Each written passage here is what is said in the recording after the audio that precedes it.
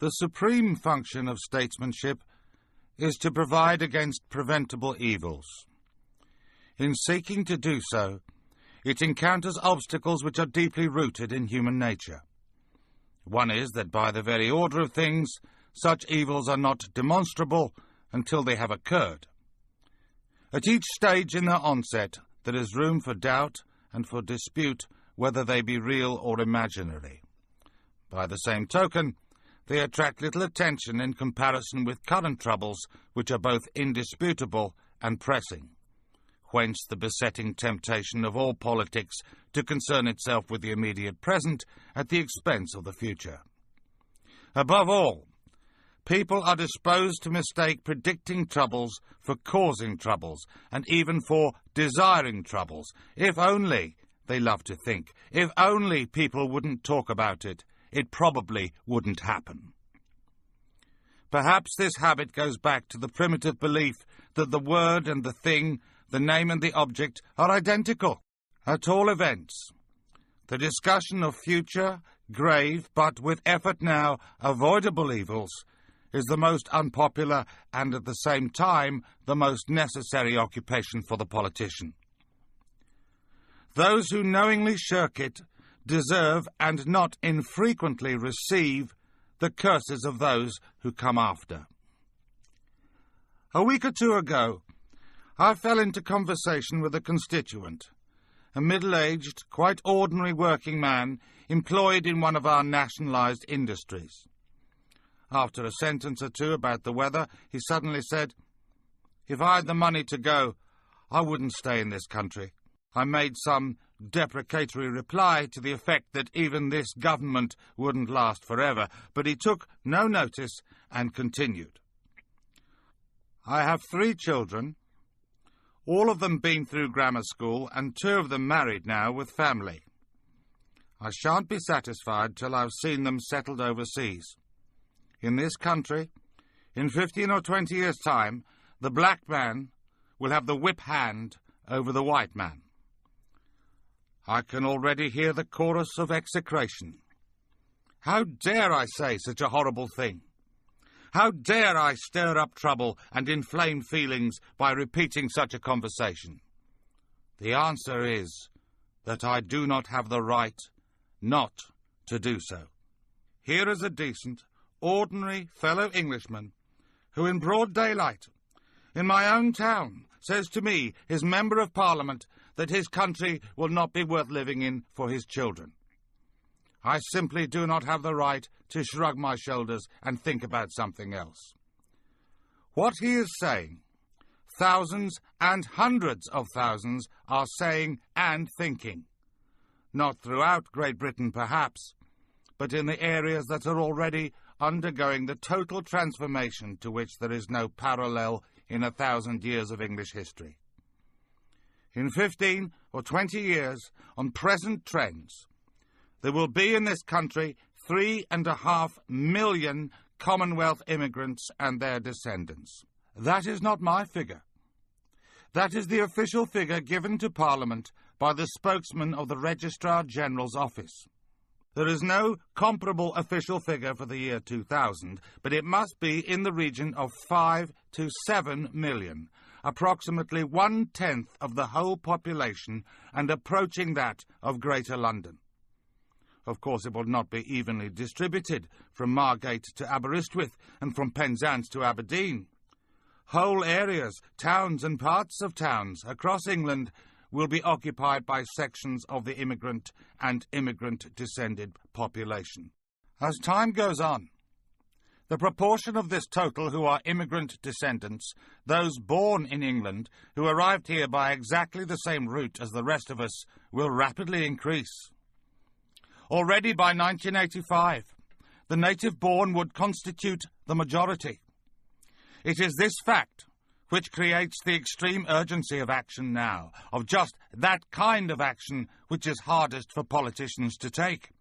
Action where the difficulties lie in the present, but the evils to be prevented or minimised lie several parliaments ahead. The natural and rational first question with a nation confronted by such a prospect is to ask, how can its dimensions be reduced? Granted it be not wholly preventable, can it be limited, bearing in mind that numbers are of the essence? The significance and consequence of an alien element introduced into a country or population are profoundly different according to whether that element is 1% or 10%. The answers to the simple and rational question are equally simple and rational. By stopping or virtually stopping further inflow and by promoting the maximum outflow. Both answers are part of the official policy of the Conservative Party. It almost passes belief that at this moment 20 or 30 additional immigrant children are arriving from overseas in Wolverhampton alone every week. And that means 15 or 20 additional families a decade or two hence. Those whom the gods wish to destroy, they first make mad. We must be mad, literally mad, as a nation, to be permitting the annual inflow of some 50,000 dependents, who are, for the most part, the material of the future growth of the immigrant-descended population. It is like watching a nation busily engaged in heaping up its own funeral pyre. So insane are we that we actually permit unmarried persons to immigrate for the purpose of founding a family, with spouses and fiancés whom they have never seen. Let no one suppose that the flow of dependents will automatically tail off. On the contrary, even at the present admission rate of only 5,000 a year by voucher, there is sufficient for a further 325,000 dependents per annum ad infinitum, without taking into account the huge reservoir of existing relations in this country, and I am making no allowance at all for fraudulent entry. In these circumstances, nothing will suffice but that the total inflow for settlement should be reduced at once to negligible proportions, and that the necessary legislative and administrative measures be taken without delay.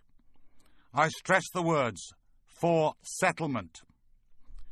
This has nothing to do with the entry of Commonwealth citizens, any more than of aliens, into this country. For the purposes of study or of improving their qualifications, like, for instance, the Commonwealth doctors who, to the advantage of their own countries, have enabled our hospital service to be expanded faster than would otherwise have been possible. These are not, and never have been, immigrants. I return to re-emigration. If all immigration ended tomorrow, the rate of growth of the immigrant and immigrant-descended population would be substantially reduced. But the prospective size of this element in the population would still leave the basic character of the national danger unaffected. This can only be tackled while a considerable proportion of the total still comprises persons who entered this country during the last 10 years or so. Hence the urgency of implementing now the second element of the Conservative Party's policy, the encouragement of re-emigration. Nobody can make an estimate of the numbers which, with generous grants and assistance, would choose either to return to their countries of origin or to go to other countries anxious to receive the manpower and the skills they represent. Nobody knows, because no such policy has yet been attempted. I can only say that even at present, immigrants in my own constituency from time to time come to me, asking if I can find them assistance to return home. If such a policy were adopted and pursued with the determination which the gravity of the alternative justifies, the resultant outflow could appreciably alter the prospects for the future. It can be no part of any policy that existing family should be kept divided. But there are two directions in which families can be reunited. And if our former and present immigration laws have brought about the division of families, albeit voluntary or semi-voluntary, we ought to be prepared to arrange for them to be reunited in their countries of origin. In short, suspension of immigration and encouragement of re-emigration hang together, logically and humanly, as two aspects of the same approach. The third element of the Conservative Party's policy is that all who are in this country as citizens should be equal before the law, and that there shall be no discrimination or difference made between them by public authority. As Mr. Heath has put it, we will have no first-class citizens and second-class citizens. This does not mean that the immigrant and his descendants should be elevated into a privileged or special class, or that the citizen should be denied his right to discriminate in the management of his own affairs between one fellow citizen and another, or that he should be subjected to inquisition as to his reasons and motives for behaving in one lawful manner rather than another. There could be no grosser misconception of the realities than is entertained by those who vociferously demand legislation, as they call it, against discrimination, whether they be leader writers of the same kidney, and sometimes on the same newspapers, which year after year in the 1930s tried to blind this country to the rising peril which confronted it, or archbishops who live in palaces, faring delicately with the bedclothes pulled right over their heads. They have got it exactly and diametrically wrong. The discrimination and the deprivation, the sense of alarm and resentment lies not with the immigrant population, but with those among whom they have come and are still coming. This is why to enact legislation of the kind before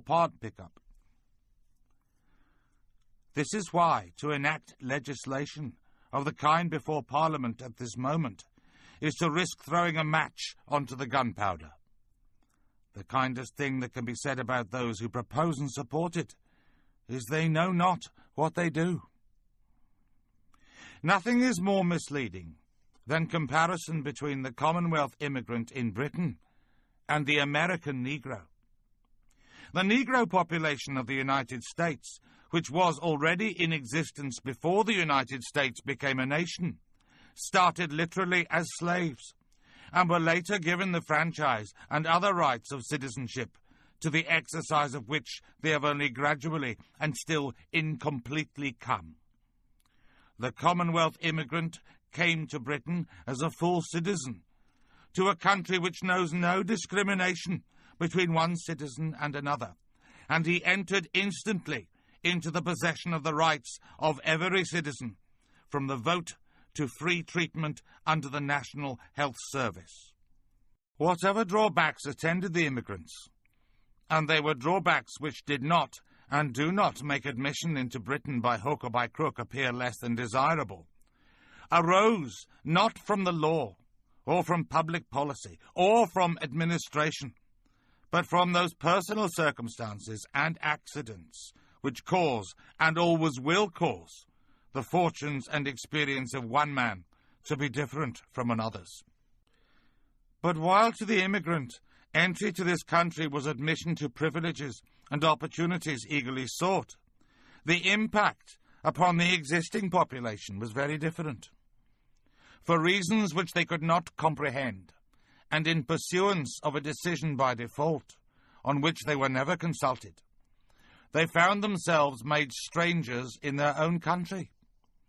They found their wives unable to obtain hospital beds in childbirth, their children unable to obtain school places, their homes and neighbourhoods changed beyond recognition, their plans and prospects for the future defeated. At work, they found that employers hesitated to apply to the immigrant worker the standards of discipline and competence required of the native-born worker. They began to hear, as time went by, more and more voices which told them that they were now the unwanted.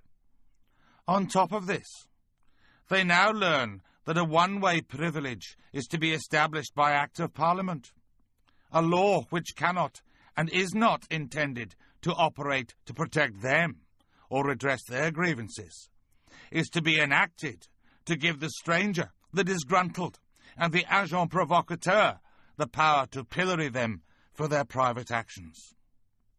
In the hundreds upon hundreds of letters I received when I last spoke on this subject 2 or 3 months ago, there was one striking feature which was largely new, and which I find ominous.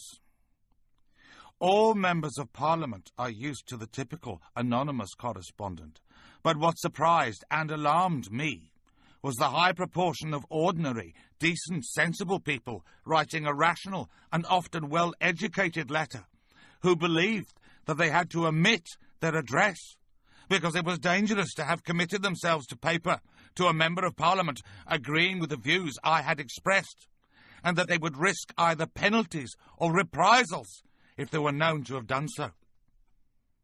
The sense of being a persecuted minority, which is growing among ordinary English people in the areas of the country which are affected, is something that those without direct experience can hardly imagine.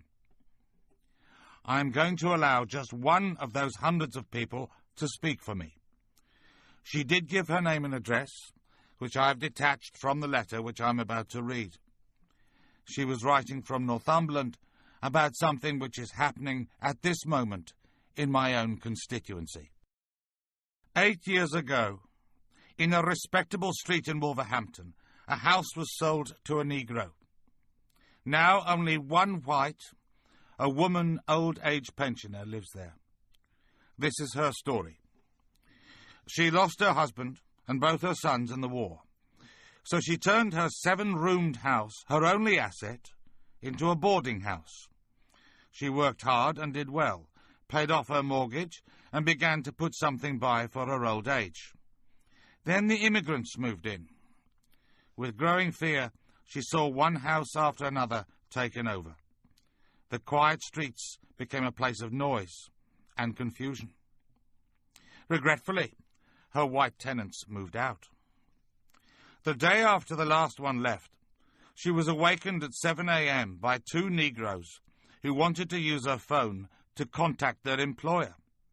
When she refused, as she would have refused any stranger at such an hour, she was abused and feared she would have been attacked but for the chain on her door.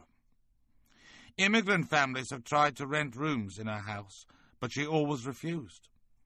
Her little store of money went, and after paying her rates, she had less than £2 per week. She went to apply for a rate reduction and was seen by a young girl who, on hearing she had a 7-roomed house, suggested she should let part of it. When she said the only people she could get were Negroes, the girl said, "Racial prejudice won't get you anywhere in this country." So she went home. The telephone is her lifeline. Her family pay the bill and help her out as best they can. Immigrants have offered to buy her house as a price which the prospective landlord would be able to recover from his tenants in weeks, or at most in a few months. She is becoming afraid to go out. Windows are broken. She finds excreta pushed through her letterbox. When she goes to the shops, she is followed by children, charming, wide-grinning pickaninnies.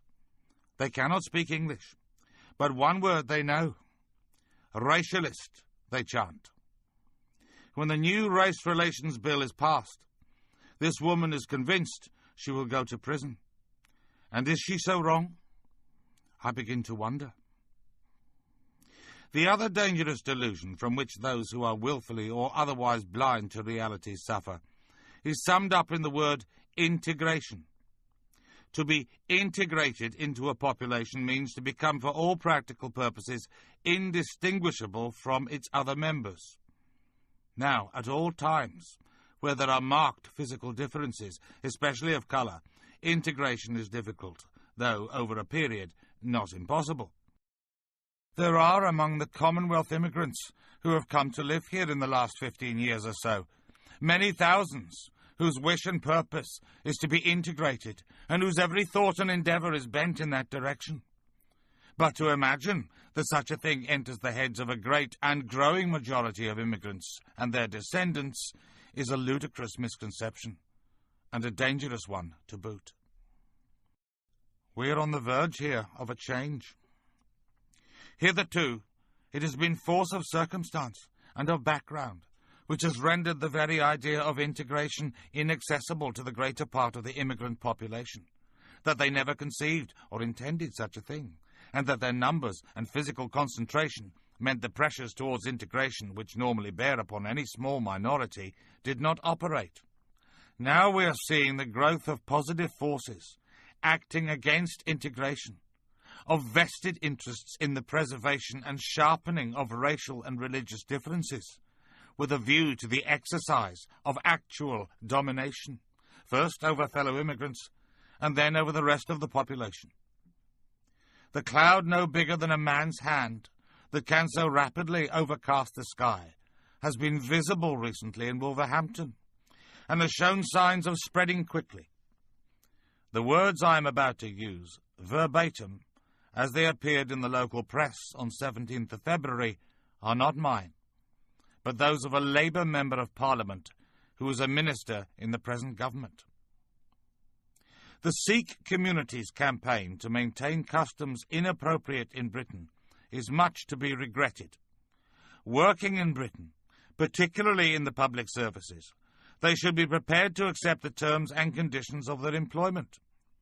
To claim special communal rights, or should one say rights, leads to a dangerous fragmentation within society. This communalism is a canker. Whether practiced by one colour or another, it is to be strongly condemned. All credit to John Stonehouse for having had the insight to perceive that, and the courage to say it. For these dangerous and divisive elements, the legislation proposed in the Race Relations Bill is the very pabulum they need to flourish. Here is the means of showing that the immigrant communities can organise to consolidate their members, to agitate and campaign against their fellow citizens, and to overawe and dominate the rest with the legal weapons which the ignorant and the ill-informed have provided. As I look ahead, I am filled with foreboding. Like the Roman, I seem to see the river Tiber foaming with much blood. That tragic and intractable phenomenon, which we watch with horror on the other side of the Atlantic, but which is interwoven with the history and existence of the states itself, is coming upon us here by our own volition and our own neglect. Indeed, it has all but come. In numerical terms, it will be of American proportions long before the end of the century. Only resolute and urgent action will avert it even now. Whether there will be the public will to demand and obtain that action, I do not know. All I know is that to see and not to speak would be the great betrayal.